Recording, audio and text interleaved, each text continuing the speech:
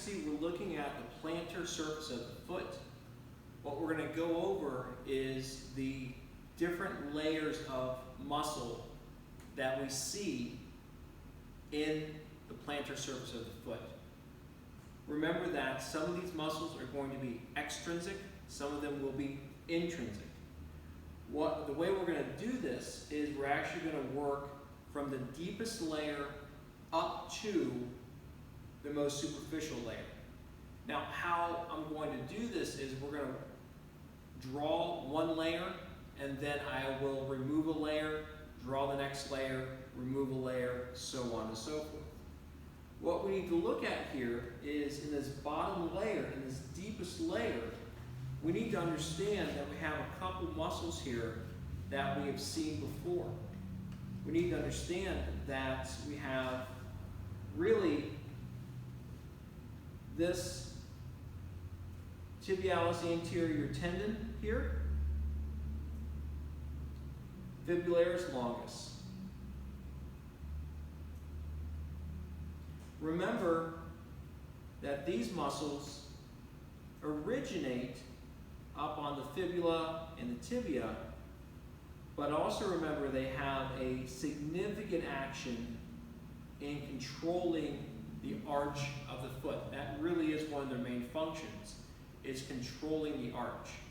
This is very important during the gait cycle, also very important with having the foot accommodate to different surfaces, things like walking outside, things like walking on the sand or in gravel. So this is going to be our deepest layer.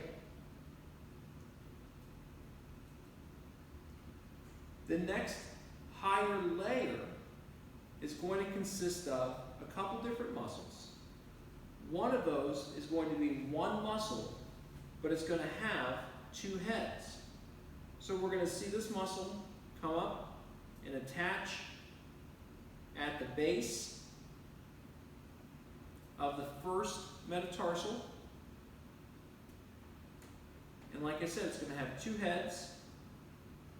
And the other one literally is going to go across the metatarsals.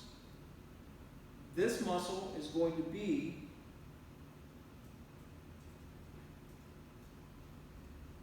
adductor or adductor hallucis.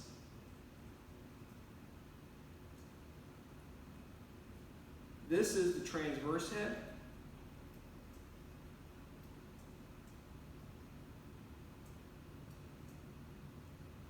This is the oblique head.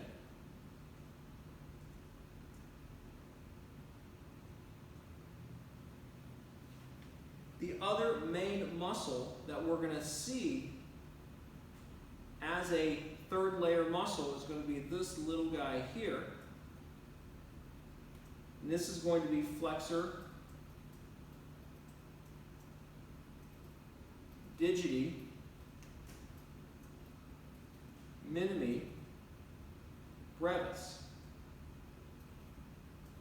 So this is going to be our third layer of muscle.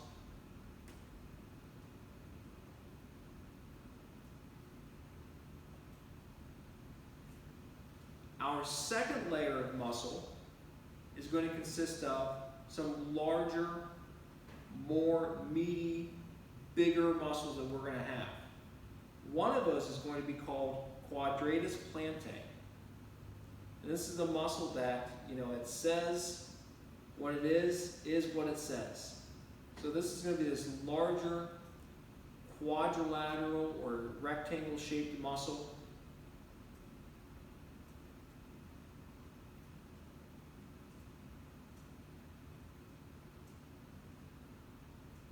Now what we're going to see, this is the really interesting thing about quadratus plantae, is that its distal attachment's not going to be in a bone.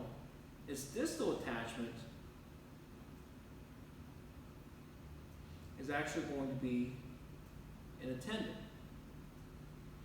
So what we're going to see is this muscle actually comes up and attaches into Flexor Digitorum longus. So here's Flexor Digitorum longus. Remember, that's going to come through the tarsal tunnel and originates on the posterior aspect of the tibia just distal to the soleal line. So that's the interesting thing about quadratus plantae. So you can already start to think about, okay, what's that muscle going to do for me? What's its action going to be? What's its function going to be? Why do I have it? Other muscle that's going to really show through on this next layer are actually going to be our lumbricals. And these lumbricals act just like the lumbricals in the fingers did. So these are going to be my lumbricals.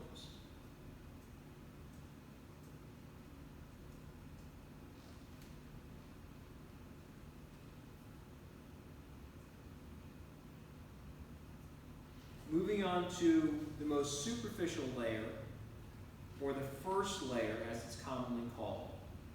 We're going to have three large muscles here. First one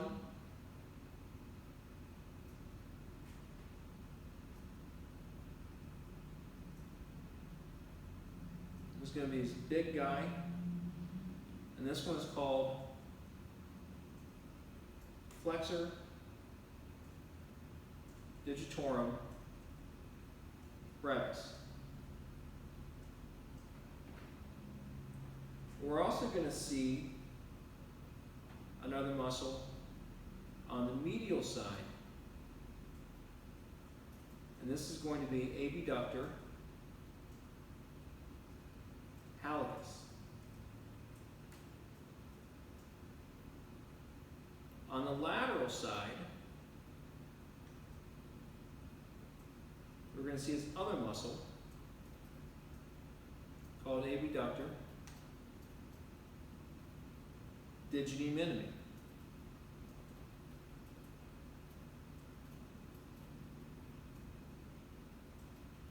Very similar presentation to the muscles that we saw in the hand. I'm going to outline these different muscles in different colors. So that way they're just a little easier to see.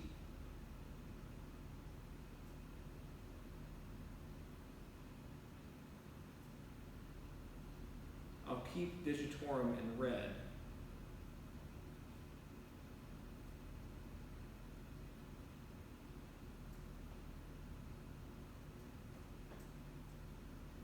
So hopefully you get a good appreciation for how the plantar surface muscles work in the bottom of the foot.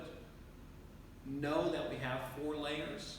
Understand which of those muscles are in each of those layers, because that is definitely going to help you differentiate what muscle does what muscle function we have, and obviously where pain could be stemming from.